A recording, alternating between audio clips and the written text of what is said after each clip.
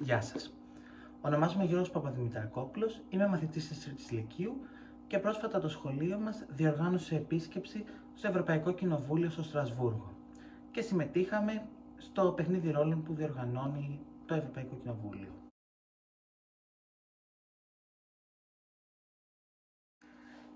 Οι προσδοκίες μου για αυτό το παιχνίδι ήταν υψηλές. Μέσα από αυτό το παιχνίδι περίμενα να δω τη διαδικασία της ψηφοφορίας των νομοσχεδίων από τους ευρωβουλευτές. Το θέμα αυτού του παιχνιδιού ήταν η ψήφιση νομοσχεδίων πάνω σε επίκαιρα ζητήματα που απασχολούν την κοινωνία μας. Για παράδειγμα, ψηφίστηκε νόμος για την εμφύτευση microchip στους ανθρώπους. Εγώ είχα το ρόλο του βουλευτή της πολιτικής ομάδας της Αλληλεγγύης. Υπήρχαν 4 πολιτικές ομάδες, εγώ ήμουν στην πολιτική ομάδα της Αλληλεγγύης.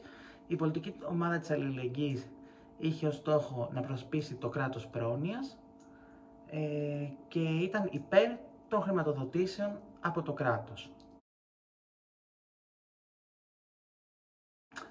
Για μένα δεν ήταν κάποια στιγμή μέσα στο παιχνίδι κόκκινη γραμμή. Δηλαδή ήταν ένα παιχνίδι το οποίο με βοήθησε πολύ και με έκανε να καταλάβω καλύτερα τη διαδικασία, το πώς λειτουργεί δηλαδή η Ευρωπαϊκή Ένωση και τα ψηφίσματά της.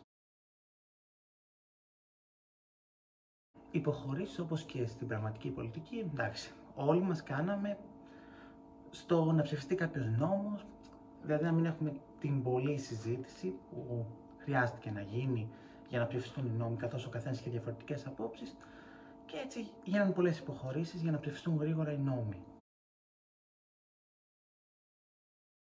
Μετά από αυτό το παιχνίδι ρόλων που κάναμε στο Ευρωπαϊκό Κοινοβούλιο, αλλά και γενικότερα από την επίσκεψή μας στο Ευρωπαϊκό Κοινοβούλιο, θεωρώ ότι κατάλαβα καλύτερα τον τρόπο της ψήφισης των νομοσχεδίων και ότι δεν είναι μια απλή διαδικασία όπως μπορεί να φανταζόμαστε, χωρίς να έχουμε δει τι έχει συμβεί, ακούγοντάς το μόνο από την τηλεόραση και από τα άλλα μέσα.